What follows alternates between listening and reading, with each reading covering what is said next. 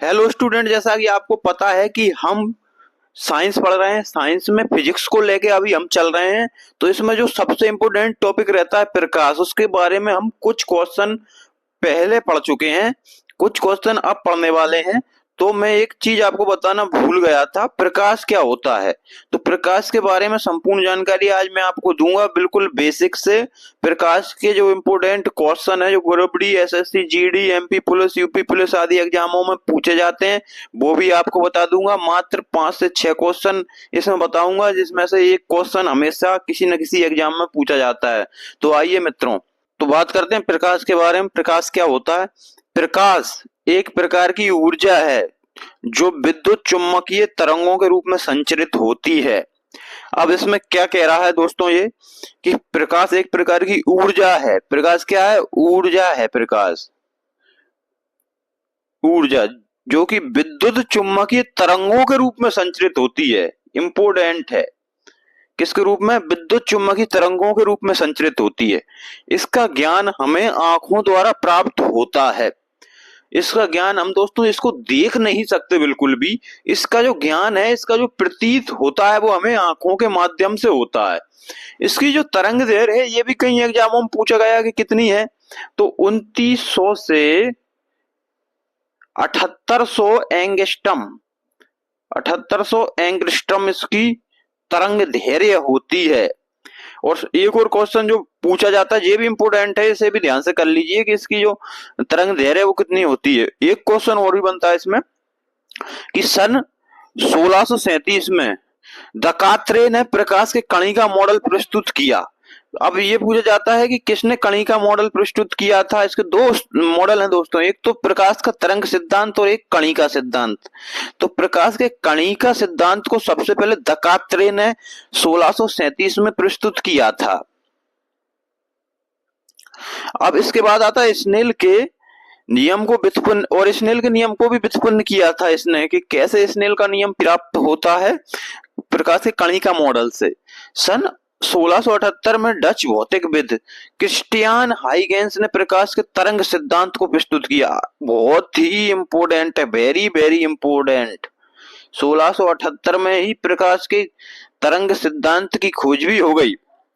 प्रकाश तरंग है या फिर कणिका है, इस दोनों में विवाद उत्पन्न हो गया था 1678 में, जब टॉमस यंग ने सन 1801 में अपना व्यतिकरण संबंधी प्रसिद्ध प्रयोग किया। किसने किया? टॉमस यंग ने। कौन सा प्रयोग? व्यतिकरण संबंधी प्रयोग किया। तब यह निश्चित रूप से प्रमाणित हो गया कि वास्तव में प्रकाश की प्रकृति तरंगवत है। तो प्रकाश तरंगवत हो गया, ये सिद्ध कर दिया। अब एक सिद्धांत और आएगा जिसमें ये प्रकाश कणिका सिद्धांत कहलाएगा, जिसके बारे में हम आगे बात करने वाले हैं। मैक्सवेल के अनुसार प्रकाश तरंग परिवर्तनशील विद्युतीय तथा चुंबकीय क्षेत्र से समृद्ध हैं। अब ये कह रहा है कि मैक्सवेल के अनुसार जो प्रकाश तरंग है ना, वो परिवर्तनशील विद्युत तथा चुंबकीय क्षेत्र से संबंधित है। मतलब ये विद्युत भी है और चुंबकीय भी है, दोनों से समृद्ध, दोनों का मिला हुआ जोड़ है। परिवर्तनशील विद्युतीय क्षेत्र समय तथा दिक् स्थान आकाश में परिवर्तनशील चुंबकीय क्षेत्र उत्पन्न करता है। मतलब ये कह रहा है कि विद्युत क्षेत्र से ही चुंबकीय क्षेत्र उत्पन्न होता है। मैक्सवेल ने यही खोज की थी चुंबकीय क्षेत्र की। मैक्सवेल ने क्या की खोज की थी? चुंबकीय क्षेत्र की। किससे? विद्युत से ही चुंबकीय क्षेत्र की खोज की थी। और परिवर्तनशील चुंबकीय क्षेत्र समय तथा दिक् स्थान में परिवर्तन विद्युतीय क्षेत्र उत्पन्न करता है। परिवर्तनशील विद्युत तथा चुंबकीय क्षेत्र निर्वात में भी वैद्युत चुंबकीय तरंगों का संचरण कर सकते हैं। तो मैक्सवेल ने क्या खोज की थी कि विद्युत से ही चुंबकीय क्षेत्र उत्पन्न होता है, ये मैक्सवेल ने खोज की थी। आगे चलते हैं दोस्तों, प्रकाश के बारे में बात करते हैं। सन 1850 में फूको द्वारा किए गए प्रयोग द्वारा दर्शाया गया कि जल में प्रकाश की चाल वायु में प्रकाश की चाल से कम है। इस प्रकार तरंग मॉडल की पुष्टि होती है। प्रकाश तरंग निर्वात में कैसे संचरित हो सकती हैं, जिसकी व्याख्या जेम्स क्लर्क मैक्सवेल द्वारा प्रकाश संबंधी नियम में प्रस्तुत की गई। अब इसमें क्या दे रखा है दोस्तों, मैंने आपको पहले पढ़ा चुका हूं कि जो सघन माध्यम है,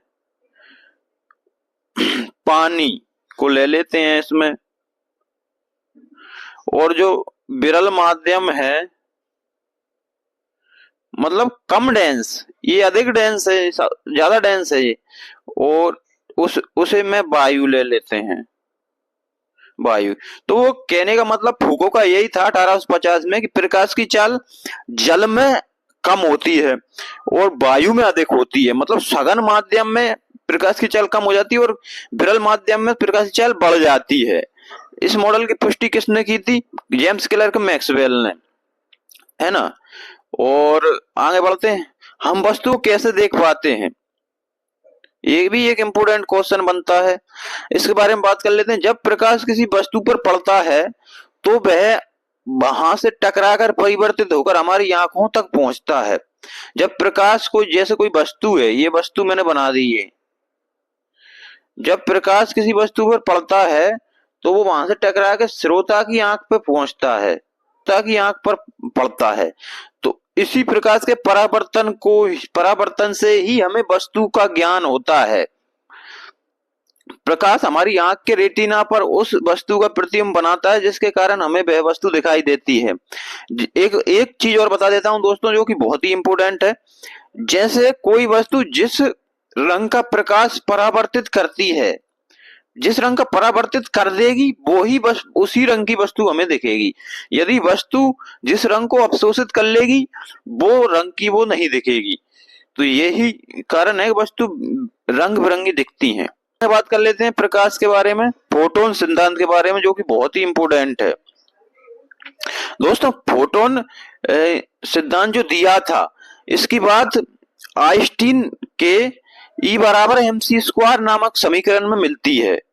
E बराबर mc स्क्वायर, ये प्रकाश, ये ऊर्जा और द्रव्यमान में संबंध वाला नियम है,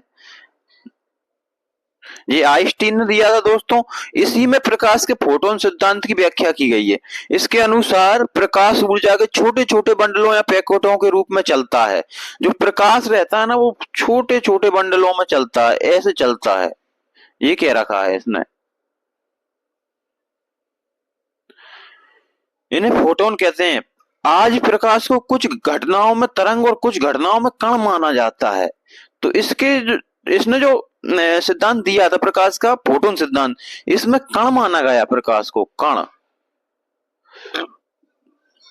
इसी को प्रकाश की दोहरी प्रवृत्ति कहते हैं कि प्रकाश दो प्रवृत्ति रखता है, तरंग और कणिका।